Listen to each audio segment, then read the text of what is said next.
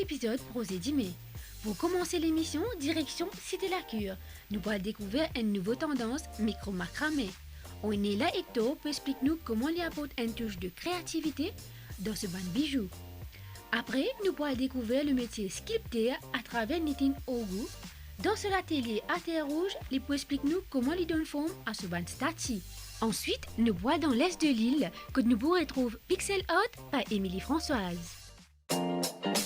Micro-macramé, c'est une nouvelle tendance créer ban bijoux à travers ban nez. On est là une spécialisée dans la fabrication micro-macramé qui amène une touche originalité de ban tenue. Donc, je m'appelle Ornelia Hector, j'ai 35 ans et mon métier c'est faire des bijoux en micro-macramé. Mon métier il consistait à faire des bijoux à base de cordon ciré, des bijoux qui sont faits main, donc que je fais moi-même. Je fais bracelets, colliers, boucles d'oreilles, éventuellement selon la demande, je fais des bijoux main, des bijoux pieds. Faire des bijoux, fancy jewelry surtout, ça a toujours été ma passion. Depuis mon petit, je connais mon content confectionner. Tout le temps, je peux essayer à rendre des affaires pour faire qui donne une deuxième vie. Éventuellement, petit à petit, je ne pas suivre sa voie-là parce que malheureusement, l'école, quand on allait à l'école, je ne peux pas forcément guider vers un métier artisanal, je peux plutôt guider vers un métier académique. Et là, quand je quitte l'école, je rentre tout de suite dans une entreprise privée. Après, au fur et à mesure, je réalisais que ma passion, il reste la fabrication de bijoux. J'ai besoin de travail de mes mains. Et là, petit à petit, je reprends un peu, je achète quelques matériels ici et là, et puis je construis des bijoux et je gagne beaucoup l'encouragement de mes proches, de mes collègues surtout, qui passent ma commande avec moi. Et au fur et à mesure qu'ils me font mes commandes, je décide pour dire moi, mais ça marche bien, pourquoi pas me professionnaliser dedans. Donc tout à fait, je quitte tout. Je suis dans l'école de bijouterie, donc à l'Institut FDI, l'île Maurice. Et ça me permet de moi connaître qui finalement ne procède pas à élimination. Je me dis que non, bijoux, argent, l'or, pas forcément la voix. Ce n'est pas forcément ce qui passionne moi. Et grâce à mon stage qui me fait à Ponsigny, je réalisé qu'il me extrêmement content de tout ce qui fait main et non pas tout ce qui est métal, etc. Donc là, je professionnalise dans le micro-macramé qui devient vraiment l'amour, mon deuxième amour de ma vie, quoi. Nous d'accord, il y a beaucoup d'entreprises qui font fancy jewelry, beaucoup d'artisans font et moi aussi, je fais beaucoup de techniques, je travaille beaucoup de techniques. Et je ne suis pas satisfaite dans la professionnalisation du travail. Et du coup, je me spécialise vraiment, je prends la peine, je prends le temps pour apprendre cette technique-là. Et plus moi apprends cette technique-là, plus mon amour grandit pour le micro-macramé. C'est une technique qui, quand on apprend qui on maîtrise cette technique-là, je me sens libre de faire ce que je veux avec. Ça veut dire que j'ai un tableau pour moi. Moi, j'ai un artiste avec un tableau blanc. Et bien là, je construis tout ce qui vient de mon inspiration, tout ce qui est sorti dans mon écho, dans mon âme. Et là, je crée un bijou. On a beaucoup l'inspiration de la nature. L'île Maurice, c'est un pays, c'est un paradis, définitivement la plage. Comme là-bas, je me sens un bien-être total. Et c'est ce bien-être-là qui m'a envie de transmettre à travers mon bijou. Grâce au micro-macramé, je crée la ligne, je crée un dessin, je fais des affaires qui ont ressorti. Je fais des coquillages, je intégré dans mon bijou. Dans la société, je t'apprends nous, le grand matin ou pareil. Pour aller au bureau. Mais quand on travaille à la case, c'est totalement différent. Je ne suis pas forcément préparée pour le travail. Le travail, ils font partie de mon quotidien, ils font partie de ma vie. Du coup, l'atelier est dans la maison, donc à n'importe quel moment, je peux lever moi dans mon atelier. Mon niche, c'est la clientèle féminine. Définitivement, il y a beaucoup d'hommes qui ont envie aujourd'hui de gagner un accessoire. Notamment mon fiancé qui lui-même à chaque fois il demande faire quelque chose pour lui. Définitivement, ça me fait énormément plaisir parce qu'il quand je crée pour les autres. Donc à partir du moment qu'il me connaît, qu'il dit là, il est content ce bijou, ben je le fais. Ce qui m'a fait bijou personnalisé. C'est-à-dire qu'il te a une couleur robe spécifique, tu as envie de mettre une pierre dans ton bijou. Mais je peux faire et je peux trouver un moyen, grâce à l'expérience qui m'a gagné avec plusieurs techniques, je peux trouver un moyen pour intégrer une affaire dans le bijou. La matière première pour faire du micro-macramé, c'est du cordon. Le cordon, au tout début, comme on décide pour faire ça, il y a beaucoup d'obstacles. Déjà, la matière première, c'était un cordon ciré qui me typait bien. Je rodé à travers tout le magasin dans Maurice. Pénal. Là, je me réalisais pourquoi je ne le fais pas moi-même. Et là, je testais toutes sortes de matières pour me connaître comment, pour me réussir le résultat du micro-macramé. Le même résultat que la matière première qui, à la base, ben artiste de micro-macramé servi. Et finalement, je réussis à travers un cordon qui me choisit. Je décide pour faire moi-même mon propre cordon ciré. Et aujourd'hui, ma matière première, je peux dire qu'il est unique.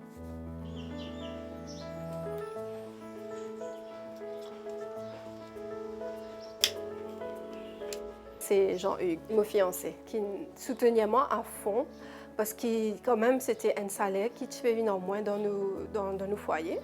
Et heureusement qu'il n'est pas de stressement du tout ou quoi que ce soit. Mon sentiment libre. Ensuite, mon papa, une fois, disait moi, mais si bon Dieu donne ton talent là, ben vas-y, fais-le. Donc ça, c'était une phrase qui t'encourage moi à l'époque. Après, maintenant, mon maman, qui est tout le temps là. C'est-à-dire que même s'il ne connaît pas pour cave, mettre la main à la pâte avec moi, mais il est tout le temps de moi, si tu as besoin de l'aide, venez me nettoyer la case. Tout ça, un petit soutien là, comme s'il n'est pas forcément directement lié à mon métier, mais ça fait du bien. Sculpter, c'est un métier qui demande créativité et l'amour. Nitine Ogou pour raconter nous comment la famille Ogou est retrouve là-dedans depuis longtemps et qui se peut faire pour continuer sa passion-là, génération en génération.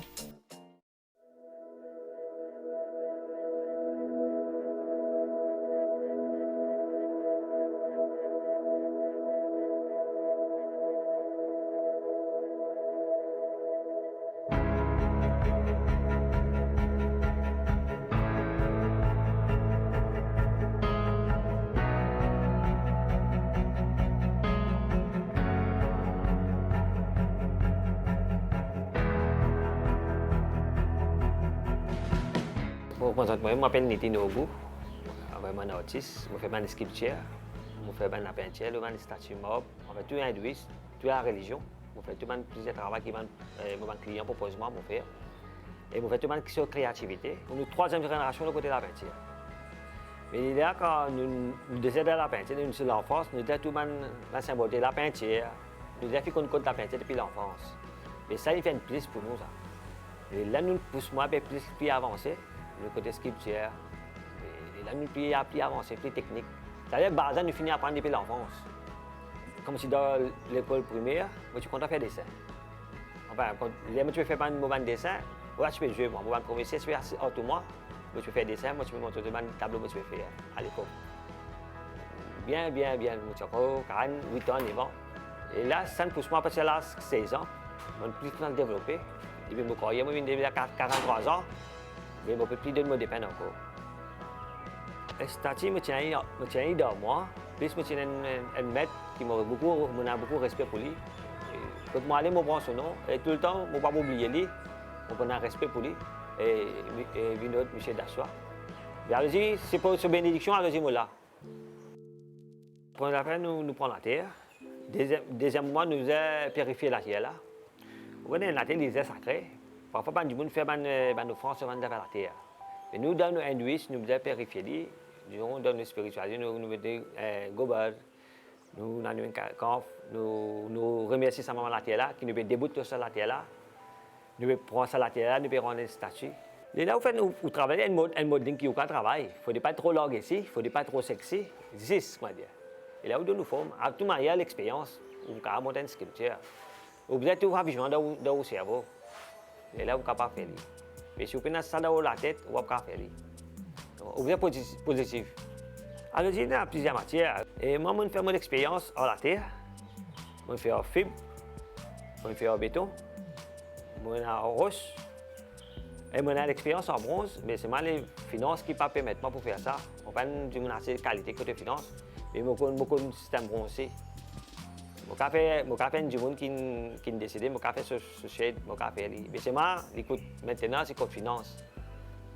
Mais je connais beaucoup de choses. Je gagne mob, si je gagne mob.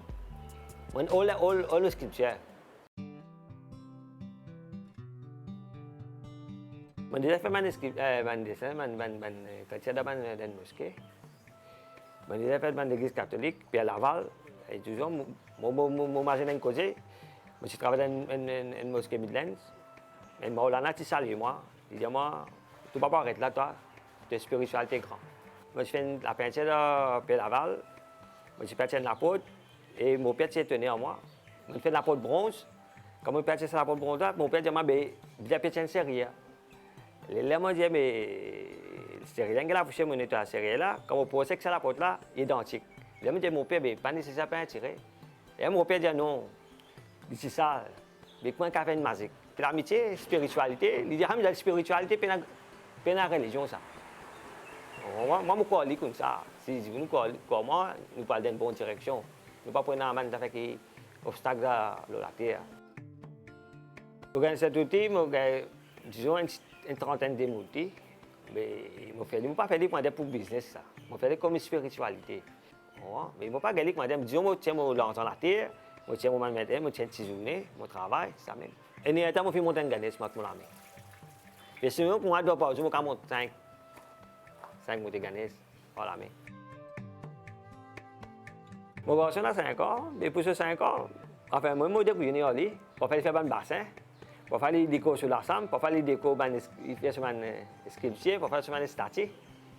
Mais je encourage mes enfants, qui disent demain, ils me reconnaissent. Je mets mes enfants là-dedans, de côté de sa domaine-là. Mais c'est moi qui fais quand même ce travail, parce qu'il fait des gars savaliers là. J'ai fait ce travail qu'il est pour content, mais c'est moi qui fais ça qu'il tient nous là.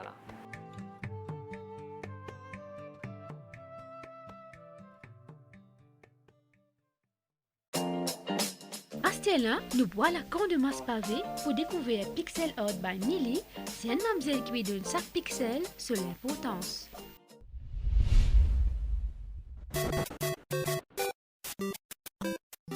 Je fais le pixel art depuis 5 ans à peu près.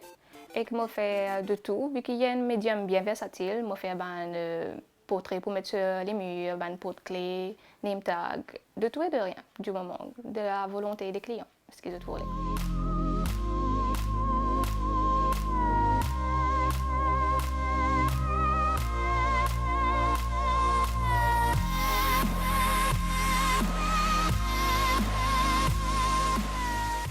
Le pixel art, c'est le plus digital, dans la façon qu'il nous trouve le plus souvent, mais moi, je fais en la vie réelle. Et il y a un médium commun à l'extérieur, mais à Maurice, il n'est pas vraiment commun. Moi, tout seul qui fait ça à l'île Maurice. C'est une pelle à repasser, qui m'a fait un à une en utilisant un board, et qui m'a fait fun en utilisant un fer à repasser, et les solidifier, et qui donne ça effet pixelisé, qui devient pixel art.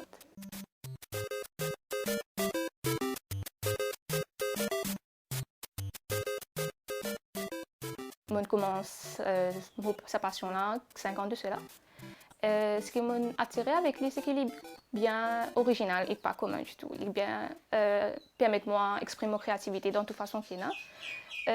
Une difficulté qui m'a gagné, c'est qu'il est bien difficile pour s'en procurer, Maurice. Et je pense que c'est à cause de ça qu'il m'a tout seul fait ça à l'île Maurice, qui est assez difficile pour gagner le matériel là même. Surtout avec le Covid et le lockdown, tout ça. Il est un petit peu difficile pour gagner le matériel même. Il y a beaucoup de temps d'attente. Et il y a un petit peu pose problème de temps en temps pour continuer le flot de produits.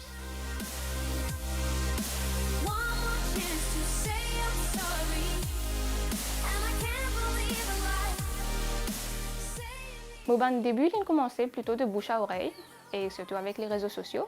C'est plus mon camarade, mon entourage qui commence mon première commande, et mon audience grandit grâce à ça. Mon meilleur souvenir avec ce métier-là, c'est l'opportunité que j'ai gagnée pour exposer mon création dans différents événements, à des conventions et différents événements qui tiennent et qui me permettent moi de rencontrer mon clients en face. La popularité, je ne pas s'attendre du tout, qui est un médium qui est assez niche et pas commun, mais je trouvais que l'engouement des Mandimun est assez surprenant, vu que ma plateforme est online et que je n'ai pas gagné l'opportunité de joindre mon client souvent et que c'est ça qui donne l'opportunité de rencontrer le côté humain de sa business là, et montrer ma passion à une grande audience.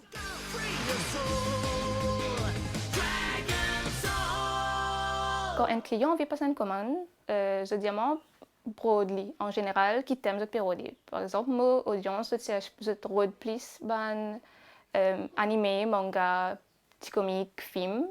Et je dis, moi, qui t'aime tout les. À ce moment-là, moi, je fais une recherche, je fais un template et je me propose différentes options. Et à ce moment-là, je dis, moi, digitalement, qui option une plaise le plus. Et moi, je fais les. Mon client, je trouve plus un pot de clé ou un name tag parce qu'il est bien pratique. Je peux mettre dans n'importe quoi, un sac. Et je te fais les comme cadeau souvent. Pikachu, Pika Pika! I wanna be the very best, like no one ever was. Catch them is my real test. Ma famille, mon entourage aime bien soutenir moi dans mon début. Surtout mon neveu et nièce, vu que mon plateforme en ligne, principalement, je te partage mon post. Si je passe une commande, je montre à mes camarades, je dis check ça, ma famille fait ça. Tu peux check ce page en ligne, tu peux passer commande toi aussi. Donc je demande un petit marketing, disons, pour faire mon audience grandir de plus en plus. Et aussi, par exemple, aux parents, je ne pas sur les réseaux sociaux trop. Mais je t'amène physiquement, je t'amène au travail, dire regarde ça, mon petit fait ça, il fait ci, il fait ça, et qu'il y a un bon soutien.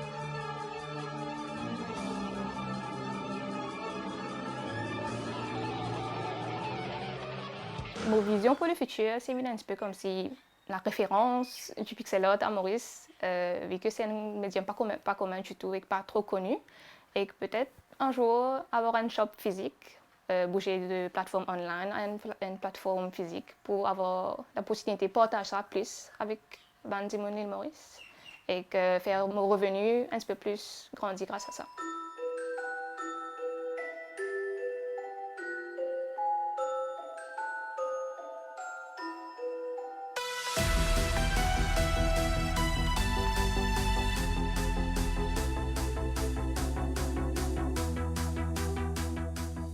Mon conseil pour les jeunes qui ont envie de lancer un business, c'est de juste faire le pas.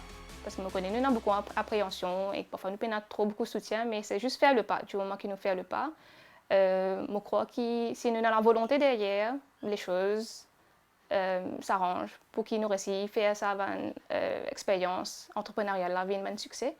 Donc c'est juste, il faut faire le pas hésiter. Si vous avez besoin de conseils ou coup de main, pas hésiter à demander à votre entourage. Et que when there's a will, there's a way.